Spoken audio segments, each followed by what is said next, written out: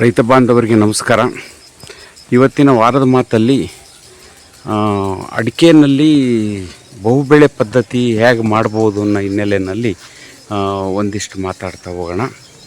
ನೋಡಿ, ಇವತ್ತು ಇದು ನಮ್ಮದು ನೈಸರ್ಗಿಕ ಕೃಷಿ ಪದ್ಧತಿ. ಇದು ನೋಡಿ, ನಮ್ಮಲ್ಲಿ ನೋಡಿ ಸಾಕಷ್ಟು ಕಳೆ ಬೆಳೆದಿದೆ. ಕಳೆ ಜೊತೆಯಲ್ಲೇ ಕಾಫಿ, ನೋಡಿ ಅದು ಚಕ್ಕೆ ಈ ಥರಕ್ಕಿದೆ. ಹಾಗಾಗಿ ನಾವು ಅದು ಒಂದೊಂದು ಬೆಳೆ ಎಕ್ಸ್ಟ್ರಾ ಬೆಳೆ ನಾವು ಮಾಡ್ತಾ ಹೋದಾಗ ನೋಡಿ, ಇದೊಂದು ಆಲ್ ಸ್ಪೈಸ್ ಅಂತೇಳಿ, ಸರ್ವ ಸಾಂಬಾರು ಅಂತೇಳಿ ಕರೀತಾರೆ. ಇದೊಂದು 2 ಗಿಡ ಇದೆ. ಸಾಕಷ್ಟು ಇದರಲ್ಲಿ ಔಷಧಿ ಸಸ್ಯ ನೋಡಿ. ಇದು ಪುದೀನ.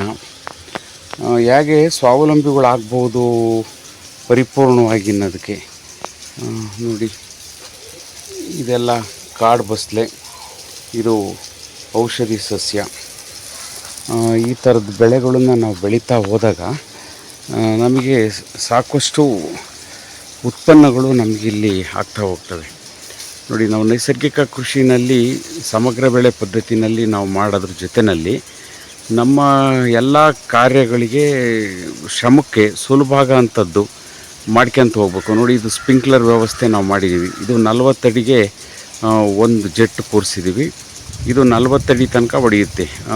40 ಅಡಿ ತನಕ ಹೊಡೆಯುತ್ತೆ.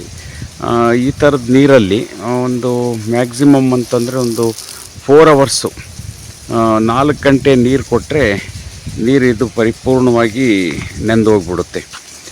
ಇದು ನೀರಿನ ವ್ಯವಸ್ಥೆ. ಆದರೆ ನೋಡಿ, ಅಲ್ಲಿ ಚಕ್ಕೆ ಹಾಕ್ಕೊಂಡಿದ್ದೀವಿ, ಕಾಫಿ ಹಾಕಿದ್ದೀವಿ. ಅದ್ರ ಜೊತೆಯಲ್ಲಿ ಆಲ್ ಸ್ಪೈಸ್ ಇದೆ, ಸರ್ವ ಸಾಂಬಾರು ಇದೆ. ನೋಡಿ, ಇದು ರಂಬೂಟನ್ ಗಿಡ.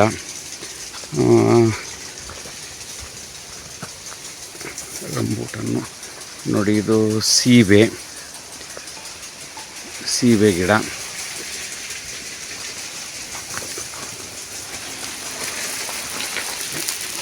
ಸ್ವಲ್ಪ ಮನೆಗಾಗುವಷ್ಟು ಒಂದಿಷ್ಟು ಏಲಕ್ಕಿ. ನಾವು ಏಲಕ್ಕಿ 1 ಎಕರೆಗೆ ಹಾಕಿದ್ದೆವು. ನೈಸರ್ಗಿಕ ಕೃಷಿ ಪದ್ಧತಿ ಆಗಿರೋದ್ರಿಂದ ಬಹುತೇಕ ಏಡಿಗಳು ಜಾಸ್ತಿಯಾಗಿ ಒಂದು ಕಾಯಿನೂ ನಾವು ಕೊಯ್ಯೋಕ್ಕಾಗಲಿಲ್ಲ. ಆ ಥರಕ್ಕೆ ಅದು ಪೂರ್ತಿ ತಿಂದು ಹಾಕ್ಬಿಟ್ಟು ಅದಕ್ಕೆ ಬಿಟ್ಟಿವು. ನೋಡಿ, ಅಲ್ಲಿ ಕೋಕೋ ಇದೆ, ಕೋಕೋ ಇದೆ. ಮತ್ತು ಇನ್ನು ನಿಂಬೆ, ನುಗ್ಗೆ, ಇದೆಲ್ಲದು ಮನೆಗಾಗುವಷ್ಟು. ನಿಂಬೆ ಒಂದು 5 ಗಿಡ ಇದೆ. ಇದು ಖಾಸಗಿ ನಿಂಬೆ ಅಂತ ಹೇಳ್ಬಿಟ್ಟು, ಇದು ರಾಜಶೇಖರ್ ನಿಂಬವ್ರಿಗೆ ಅವರು ಬೀಜ ಕಳಿಸಿದ್ರು. ಆ ಬೀಜದಿಂದ ಮಾಡಿ ಸಸಿ ಮಾಡಿ ಹಾಕಿದ್ದೆವು, ಖಾಸಗಿ ನಿಂಬೆ. ಹಾಗಾಗಿ ಈಗ ಅದು ನೋಡಿ, ನಿರಂತರವಾಗಿ ಸರ್ವ ಋತುವಿನಲ್ಲೂ ಇದ್ರ ಫಲ ಇರುತ್ತೆ. ನಮಗೆ ಸಾಕಷ್ಟು ಫಲ ಇದರಲ್ಲಿ ಸಿಗುತ್ತೆ. ಈ ಥರದ್ದೊಂದು 5 ಗಿಡ ಇದೆ. ಇದು ಮನೆಗಾಗಿ ಒಂದು 1000 ಕಾಯಿನ ನಾವು ಮಾರಾಟ ಮಾಡ್ಬೋದು. ಅದೇ ರೀತಿ ಇದು ಸೀಬೆ ಮನೆಗಾಗುವಷ್ಟು ಇದು ಸಪೋಟ ನಮಗೆ ಮನೆಗಾಗುವಷ್ಟು ಸಪೋಟೋ ಸಿಗ್ತಾ ಹೋಗುತ್ತೆ.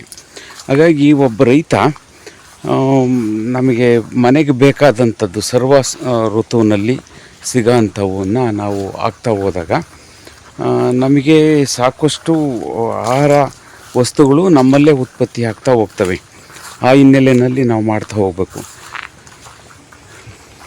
ನೋಡಿ, ಅಲ್ಲಿ ಬೆಣ್ಣೆಹಣ್ಣು, ಅವಕಾಡೋ ಇದೆ. ಅದ್ರ ಜೊತೆಯಲ್ಲಿ ಇದು ಮಿಡಿ ಮಾವು. ನೋಡಿ, ಇಲ್ಲೇ ನಮ್ಮ ಹೊಲದಲ್ಲೇ ಸಾಕಷ್ಟು ಒಂದೆಲ್ಗ ಸಿಗುತ್ತೆ. ಅದ್ರ ಜೊತೆಯಲ್ಲಿ ನಮಗೆ ಒಣಗನ್ನೆ, ಮತ್ತಿನ್ನು ಕಟ್ಟಣಿಕೆ, ಈ ಥರದ್ದೆಲ್ಲ ಸಾಕಷ್ಟು ಇಲ್ಲೇ ನಮಗೆ ಇಲ್ಲಿ ಕ್ರಿಯೇಟ್ ಆಗೋದ್ರಿಂದ ನಮಗೆ ಹೊರಗಡೆಯಿಂದ ತಂದು ಅಡುಗೆ ಮನೆಗೆ ಬಳಸೋಂಥ ಅವಶ್ಯಕತೆ ಬೇರೆ ಯಾವುದೂ ಬರಲ್ಲ ನಮಗೆ.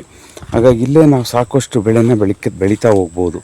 ನೋಡಿ, ಇದು ನಮ್ಮ ಇಡೀ ತೋಟಕ್ಕೆ ಜೀವಾಮೃತನ ಸಪ್ಲೈ ಮಾಡೋಂಥ ಘಟಕ. ಅದು ಫಿಲ್ಟ್ರ್ ಬೆಡ್ಡು, ಅಲ್ಲಿ ಫಿಲ್ಟ್ರಾಗಿ ಇಲ್ಲಿಗೆ ಬರುತ್ತೆ. ಇಲ್ಲಿಂದ ಒಂದು 2 HP ಮೋಟ್ರಿದೆ. ಆ ಮೋಟ್ರನ್ನ ಪಂಪ್ ಮಾಡಿದಾಗ ನಮಗೆ ಮೇಯ್ನ್ ಲೈನ್ಗೆ ಇದು ಇಂಜೆಕ್ಟ್ ಮಾಡುತ್ತೆ. ಮೇಯ್ನ್ ಲೈನಿಗೆ ಹೋದಾಗ ಇಡೀ ಎಲ್ಲ ಕಡೆ ತೋಟದ ಈ ಸುಮಾರು 11.5 ಎಕರೆ ಏನು ಜಾಗ ಇದೆ, 11.5 ಎಕರೆಗೂ ಜೀವಾಮೃತ ಹಂತವಾಗಿ ಹೋಗುತ್ತೆ. ಈ ಥರದಲ್ಲಿ ಒಂದು ಉಪಯೋಗ ನಾವು ಮಾಡ್ಕೋಬೇಕು. ಆಮೇಲೆ ನೋಡಿ, ಇದೊಂದು ಧನ ಧಾನ್ಯ ಉತ್ಪಾದನಾ ಘಟಕ ಅಂತ ಹೇಳ್ಬಿಟ್ಟು ನಾನು ಒಂದೊಂದು ಎಕರೆ ಇರೋಂಥ ಸಣ್ಣ ರೈತರಿಗೆ ಹೇಗೆ ಅವರು ಸಸ್ಟೈನಬಲಾಗಿ ಬದುಕ್ಬೋದು ಅಂತ ತೋರಿಸ್ಕೊಡೋದಕ್ಕಾಗಿ ಈ ಮಾಡೆಲ್ ಮಾಡಿದ್ದು. ಈ ಮಾಡೆಲ್ನ ನೋಡ್ಕೊಂಡು ಹೋಗೋದಕ್ಕಾಗಿ ನಮ್ಮ ಕೃಷಿ ಸಚಿವರು ಚೆಲುವರಾಯಸ್ವಾಮಿಯವರು ಒನ್ ಡೇ ನಮ್ಮೊಟ್ಟಿಗೆ ಇದ್ದು ಇದನ್ನು ನೋಡಿ ನಮ್ಮ ಜೊತೆಯಲ್ಲಿ ಕಾಲ ಕಳೆದು ಖುಷಿಯಾಗಿ ಹೋದರು. ನೋಡಿ, ಇಲ್ಲಿ ಮುಖ್ಯವಾಗಿ ಆರ್ಥಿಕ ಬೆಳೆಗಳಾಗಿ ಬಾಳೆ ನಮಗೆ ಹೆಚ್ಚು ಕಡಿಮೆಗೆ ಒಂದು 14 ತಿಂಗಳಿಗೆ 14ರಿಂದ 16 ತಿಂಗಳೊಳಗಡೆಗೆ ಫಸಲು ಸ್ಟಾರ್ಟ್ ಆಗುತ್ತೆ ಬಾಳೆದು. ನೋಡಿ, ಬಾಳೆ ಮಿನಿಮಮ್ 12 kg ಸಿಗುತ್ತೆ. 14ರಿಂದ 8 kg ತನಕ ಬಾಳೆ ಸಿಗುತ್ತೆ ನಮಗೆ. ಈ ಥರದ್ದು 400 ಗಿಡ ಬಾಳೆ ಇದೆ. 400 ಗಿಡಕ್ಕೆ ಬಾಳೆ ಇದೊಂದು ಆರ್ಥಿಕ ಬೆಳೆ. ಅದು 1.5 ವರ್ಷಕ್ಕೆ ಆದಾಯ ತಂದು ಕೊಡೋ ಅಂಥದ್ದು. ಆಮೇಲೆ 2ನೇ ಬೆಳೆಯಾಗಿ ನಮಗೆ ಕಾಫಿ ಇದೆ. ನೋಡಿ, ಇದೆಲ್ಲ ಕಾಫಿ 1 ವರ್ಷ 3 ತಿಂಗಳು ಕಾಫಿ ಗಿಡ ಇದೆಲ್ಲ. ಇದು ಬೆಳವಣಿಗೆ ಹೇಗೆ ಆಗಬೇಕು, ಈ ವಯಸ್ಸಿಗೆ ಆ ಪ್ರಮಾಣದ ಬೆಳವಣಿಗೆ ನಮ್ಮ ಕಾಫಿ ಗಿಡಕ್ಕೆ ಬಂದಿದೆ. ನೋಡಿ, ಇದಕ್ಕೆ ನಾವು ಏನು ಬಳಸಿಲ್ಲ. ಜೀವಾಮೃತ ಬಿಟ್ಟರೆ ನಮ್ಮದೇ ಆದಂಥ ಕೊಟ್ಟಿಗೆ ಗೊಬ್ಬರ, ಅದನ್ನು ಬಿಟ್ಟರೆ ನಾವೇನನ್ನು ಬಳಸಿಲ್ಲ. ಮ್ಯಾಕ್ಸಿಮಮ್ ಆಗಿ ಅದರದ್ದು ಬೆಳವಣಿಗೆ ಬಂದಿದೆ. ಇದು ಬಾಳೆ ನಮಗೆ 1.5 ವರ್ಷಕ್ಕೆ ಬಂದರೆ ಕಾಫಿ ನಮಗೆ 3 ವರ್ಷಕ್ಕೆ ಫಲಕ್ಕೆ ಬರುತ್ತೆ. ನಂತರ 3ನೇ ಬೆಳೆಯಾಗಿ ಜಾಯಿಕಾಯಿ, ಅವಕಾಡೋ, ಈ ಜಾಯಿಕಾಯಿನ ಜೋಡಣೆ ಮಾಡಿದ್ದೀವಿ. ಇದರಲ್ಲಿ ದೊಡ್ಡ ಗಿಡನೂ ಇದ್ದಾವೆ, ಸಣ್ಣ ಗಿಡನೂ ಇದ್ದಾವೆ. 25 ಗಿಡ 1 ಎಕರೆ ಪ್ರದೇಶದಲ್ಲಿ ಹಾಕಿದ್ದೀನಿ. 25 ಗಿಡ ಹಾಕಿದ್ದೀವಿ. ಆಮೇಲೆ ನಂತರ ನಮಗೆ 4ನೇ ಬೆಳೆಯಾಗಿ ಅಡಿಕೆ ಇದೆ. ಈ ಅಡಿಕೆ ನಮಗೆ ನೆರಳಿಗೂ ಆಯಿತು, ಜೊತೆಯಲ್ಲಿ ಇವತ್ತು ಒಳ್ಳೆ ರೇಟ್ ಇರೋದ್ರಿಂದ ಒಳ್ಳೆ ಆದಾಯನೂ ತಂದು ಕೊಡುತ್ತೆ. ಹಾಗಾಗಿ ಬಾಳೆ, ಕಾಫಿ, ಜಾಯಿಕಾಯಿ ಮತ್ತು ಅಡಿಕೆ ಈ 4 ಬೆಳೆಗಳು ಆರ್ಥಿಕ ಬೆಳೆಗಳು.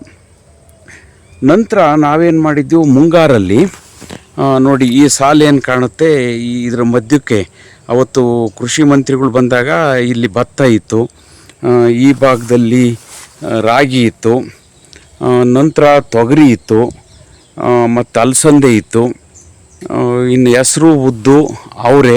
ಈಗಾಗಲೇ ಅದು ಹೋಗಿದೆ. ಈಗ ತೊಗರಿನೂ ಒಂದೊಂದು ಗಿಡ ಈಗಾಗಲೇ ಅಲ್ಲೇ ಹೋಗಿದೆ, ಕೊನೆ ಹಂತಕ್ಕೆ ಬಂದಿದೆ ತೊಗರಿ. ಈ ಥರಕ್ಕೆ ಆಹಾರ ಬೆಳೆಗಳನ್ನು ಇಲ್ಲಿ ನಾವು ಬೆಳ್ಕೊಂಡಿದ್ದೆವು.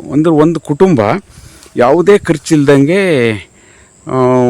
ನಾವು ಹೇಗೆ ಸುಸ್ಥಿರವಾಗಿ ಬದುಕ್ಬೋದು ಅಂತ ತೋರಿಸ್ಕೊಡೋಕ್ಕಾಗಿಯೇ ಇದನ್ನು ಮಾಡಿದ್ದು.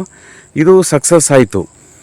ಇಲ್ಲಿ ನಮಗೆ ಆಹಾರ ಬೆಳೆಗಳಾಗಿ ಭತ್ತ ಮತ್ತು ರಾಗಿ ಏನು ಹಾಕಿದ್ದೆ, ಇಲ್ಲಿ ನಮಗೆ ನಾನು ನಿರೀಕ್ಷೆ ಮಾಡಿದ ಫಲ ಬರಲಿಲ್ಲ. ಕಾರಣ ಏನು ಅಂತಂದರೆ, ಒಂದು ನವಿಲುಗಳ ಕಾಟ ಜಾಸ್ತಿ ಆಯಿತು. ಹಾಗಾಗಿ ಭತ್ತನ ಸ್ವಲ್ಪ ಡ್ಯಾಮೇಜ್ ಮಾಡಿದ್ದು, ರಾಗಿನೂ ಅಷ್ಟೇ, ರಾಗಿನೂ ಡ್ಯಾಮೇಜ್ ಮಾಡಿದ್ದು. ಆದರೂ ನಮಗೆ ಒಂದು ನಿರೀಕ್ಷೆ ಮಾಡೋದಕ್ಕಿಂತ ಒಂದು 75% ಫಲ ಬಂತು. ಹಾಗಾಗಿ ಅದೇನು ಲಾಸ್ ಅಲ್ಲ. ಇನ್ನು ಮತ್ತೆ ನಾವೀಗ ತೋಟ ನೆರಳಾಗಿರೋದ್ರಿಂದ ಏಕದಳ ಬೆಳೆಗಳು ನೆರಳಲ್ಲಿ ಬರಲ್ಲ. ಆ ಕಾರಣಕ್ಕಾಗಿ ನಾವು ಬಾರ್ಡ್ರಲ್ಲಿ ಬಿಸಿಲು ಎಲ್ಲೆಲ್ಲಿ ಬೀಳುತ್ತೆ ಅಲ್ಲಿಗೆ ರಾಗಿ ಮತ್ತು ಭತ್ತನ ಕಾಂಪೋಸ್ ಮಾಡೋಂಥ ಕೆಲಸ ಈ ಚಳಿಗಾಲ ಇನ್ನೇನು ಹೋಗಿದೆ, ಇನ್ನು ನಾವು ಮಾಡ್ತಾ ಹೋಗ್ತೀವಿ. ಆಮೇಲೆ ನಂತರ ದ್ವಿದಳ ಧಾನ್ಯದಲ್ಲಿ ಈಗ ಹೆಸರು, ಉದ್ದನ್ನು ಈಗ ಹಾಕ್ತೀವಿ. ಅದನ್ನು ತೆಗೆದ್ಮೇಲೆ ಅಲಸಂದೆ ಮತ್ತು ತೊಗರಿ ಹಾಕ್ತೀವಿ. ತೊಗರಿ ನಮ್ಮ ಮನೆಗೆ ಸಾಕಾಗುವಷ್ಟು ಸಿಕ್ತು, ಅಲಸಂದೆ ನಮ್ಮ ಅಡುಗೆ ಮನೆಗೆ ಸಾಕಾಗುವಷ್ಟು ಸಿಕ್ತು. ಹಾಗಾಗಿ ಇದೆಲ್ಲದ್ರ ಜೊತೆಯಲ್ಲೇ ನೋಡಿ, ಇಲ್ಲೇ ನೈಸರ್ಗಿಕವಾಗಿ ಬೆಳೆಯೋಂಥ ಒಣಗನ್ನೆ ಇದೆ, ಮತ್ತಿನ್ನು ಕಟ್ಟಣಿಕೆ ಇದೆ, ಮತ್ತಿನ್ನು ಗಣಿಕೆ ಸೊಪ್ಪಿದೆ. ಇವೆಲ್ಲವೂ ಇಲ್ಲಿ ನ್ಯಾಚುರಲ್ಲಾಗೆ ನಮಗೆ ಸಿಗ್ತಾ ಹೋಗೋದ್ರಿಂದ ನಮ್ಮ ಅಡುಗೆ ಮನೆಗೆ ಬೇಕಾಗುವಷ್ಟು ಆಹಾರ ಇಲ್ಲಿ ಸಿಕ್ಕಿ ಹೋಗ್ಬಿಡುತ್ತೆ. ಆ ಕಾರಣಕ್ಕಾಗಿ ರೈತ ನನಗೇನೂ ಇಲ್ಲ, ನನಗೆ ಹೆಚ್ಚು ಜಮೀನಿಲ್ಲ ಅಂತ ಕೊರಗೋದ್ರ ಬದಲಿಗೆ ಇರೋ ಒಂದಿಷ್ಟು ಸಣ್ಣ ಸಣ್ಣ ಹಿಡುವಳಿನಲ್ಲಿ ನಾವು ಹೇಗೆ ಮಾಡ್ಕೋಬೋದು ಅನ್ನೋದನ್ನು ಇದನ್ನು ತೋರಿಸಿದೆ. ಇಲ್ಲಿ ತರಬೇತಿಗಳನ್ನು ಸಹ ಮಾಡ್ತೀನಿ. ಬಂದಂಥ ರೈತರಿಗೆ ಈ ಮಾಹಿತಿ ಕೊಡ್ತೀನಿ. ಕೊಟ್ಟು ಒಬ್ಬ ರೈತ ಸಸ್ಟೈನಬಲ್ಲಾಗಿ ಯಾಕೆ ಬದುಕ್ಬೋದು ಅಂತೇಳಿ ಒಂದಿಷ್ಟು ಮಾರ್ಗದರ್ಶನ ಮಾಡೋಂಥ ಕೆಲಸನೂ ಇಲ್ಲಿಂದ ಆಗ್ತಾಯಿದೆ. ಹಾಗಾಗಿ ನೋಡಿ, ರೈತರು ಇವತ್ತು ನಮಗೆ ಆರ್ಥಿಕ ಮುಗ್ಗಟ್ಟಿದೆ ಎಲ್ಲ ಅದು ನಾವು ಮಾಡ್ಕೊಂಡ್ರಂಥದ್ದೇ. ಅದಕ್ಕೆ ನಾವು ಅದರಿಂದ ಹೊರಗೆ ಬರಬೇಕು. ಅದರಿಂದ ಹೊರಗೆ ಬಂದು ನಾವು ಯಾಕೆ ಬದುಕ್ಬೋದು ಅನ್ನೋದನ್ನು ನಾವು ಕಲಿತಾಗ ಯಾರದೇ ನೆರವಿಲ್ದಂಗೆ ನಾವು ಆರ್ಥಿಕವಾಗಿ ನೋಡಿ, ನಮ್ಮ ಈ ಜಾಗದಲ್ಲಿ 1 ಎಕರೆ ಜಾಗದಲ್ಲಿ ನಮಗೆ ಈಗ ಆಹಾರ ಬೆಳೆಗಳು ಬಂದಾಯಿತು. ಬಾಳೆ ಈಗ ಬಂದಿದೆ. ಇನ್ನು ನಿರಂತರವಾಗಿ ಬಾಳೆ ಬರುತ್ತೆ. 3 ವರ್ಷ ಮಾತ್ರ ಈ ಬಾಳೆನ ಇಟ್ಕೊತೀವಿ. ಆಮೇಲೆ ಬಾಳೆನ ತೆಗೆದಾದ್ಮೇಲೆ ನಮಗೆ ನಂತರ ಕಾಫಿ ಬರುತ್ತೆ, ಜೊತೆಯಲ್ಲಿ ನೆಕ್ಸ್ಟ್ ಜಾಯಿಕಾಯಿ ಬರುತ್ತೆ, ಆಮೇಲೆ ಅಡಿಕೆ ಫಸಲಿಗೆ ಬರುತ್ತೆ. ಹಾಗಾಗಿ ಈ 3 ಬೆಳೆಗಳು ಶಾಶ್ವತವಾಗಿ ನಿಲ್ತವೆ, ಆರ್ಥಿಕ ಬೆಳೆಗಳು. ಹಾಗಾಗಿ ಇವತ್ತಿನ ರೇಟನ್ನೇ ನಾವು ನೋಡ್ತಾ ಹೋದರೆ ಮಿನಿಮಮ್ 8ರಿಂದ 10 ಲಕ್ಷ ರೂಪಾಯಿನ 6 ಮತ್ತು 7ನೇ ವರ್ಷದ ನಂತರ ಒಬ್ಬ ರೈತ 1 ಎಕರೆನಲ್ಲಿ ಪಡ್ಕೋಬೋದು. ಅದ್ರ ಜೊತೆಯಲ್ಲಿ ನಮ್ಮನೆಗೆ ಬೇಕಾದಂಥ ಎಲ್ಲ ಆಹಾರ ಬೆಳೆಗಳನ್ನು ಬೆಳ್ಕೊಳ್ಳೋದ್ರಿಂದ ನಾವು ಪರಿಪೂರ್ಣವಾಗಿ ಸ್ವಾವಲಂಬಿಗಳಾಗ್ತೀವಿ. ಈ ನಿಟ್ಟಿನಲ್ಲಿ ನಾವು ಕೆಲಸ ಮಾಡಿದರೆ ಈಗ ರೈತ ಮಕ್ಕಳು ಉದ್ಯೋಗಕ್ಕಾಗಿ ಯಾವುದೋ ಒಂದು ಏನು ಹೆಚ್ಚು ಓದದೇ ಇರೋಂಥ ಮಕ್ಕಳುಗಳು ಇವತ್ತು ವಾಚ್ಮ್ಯಾನ್ ಆಗಿ ಕೆಲಸಕ್ಕೆ ಸೇರ್ಕೊಳ್ಳೋದಕ್ಕೆ ಬೆಂಗಳೂರಿಗೆ ಹೋಗ್ತಾರೆ. ಹಾಗಾಗಿ ಆ ಪ್ರಮೇಯ ಬರಲ್ಲ. ಆ ಕಾರಣಕ್ಕಾಗಿ ನಾವು ರೈತರಾದಂಥವ್ರು ನಾವು ಬುದ್ಧಿವಂತಿಕೆಯಿಂದ ಕೆಲಸ ಮಾಡ್ತಾ ಹೋದರೆ ನಾವು ಪರಿಪೂರ್ಣವಾಗಿ ಸ್ವಾವಲಂಬಿಗಳು ಆಗ್ತೀವಿ ಅಂಥೇಳಿ ನಾನು ನಂಬಿದ್ದೀನಿ. ಹಾಗಾಗಿ ರೈತರು ಈ ಎಪಿಸೋಡ್ ಇವತ್ತಿನ ವಾರದ ಮಾತು ತಮಗೆಲ್ಲ ಇಷ್ಟವಾಗಿದ್ದರೆ ಹೆಚ್ಚೆಚ್ಚು ಜನಕ್ಕೆ ತಲುಪಿಸ್ರಿ. ಈ ಮೂಲಕವಾಗಿ ಸ್ವಾವಲಂಬಿಯಾಗಿ ರೈತರು ತಮ್ಮ ಬದುಕನ್ನು ಕಟ್ಕೊಳ್ಳೋದಕ್ಕೆ ಇದು ಸಹಾಯವಾಗುತ್ತೆ. ಅದ್ರ ಜೊತೆಯಲ್ಲಿ ಯಾರ್ಯಾರು ಸಬ್ಸ್ಕ್ರೈಬರ್ ಆಗಿಲ್ಲ ಇನ್ನೂ ಅಂಥವ್ರು ಸಬ್ಸ್ಕ್ರೈಬರ್ ಆಗಿ ಹೆಚ್ಚೆಚ್ಚು ಜನಕ್ಕೆ ತಲುಪಿಸೋಂಥ ಕ್ರಿಯೆಗಳು ಈ ಮೂಲಕವಾಗಾದರೆ ನೈಸರ್ಗಿಕ ಕೃಷಿ ಮತ್ತು ಸ್ವಾವಲಂಬನೆ ಕೃಷಿ ಎಲ್ಲ ಕಡೆ ಬೇರೂರಿ ಇಡೀ ರೈತ ಸಮುದಾಯ ಸ್ವಾವಲಂಬಿಯಾಗಿ ಬದುಕೋದಕ್ಕೆ ಇದು ಸಹಾಯ ಮಾಡುತ್ತೆ ಅಂತ ಹೇಳ್ತಾ ಇವತ್ತಿನ ನನ್ನ ವಾರದ ಮಾತನ್ನು ಮುಗಿಸ್ತಾ ಇದ್ದೀನಿ. ಎಲ್ರಿಗೂ ನಮಸ್ಕಾರ.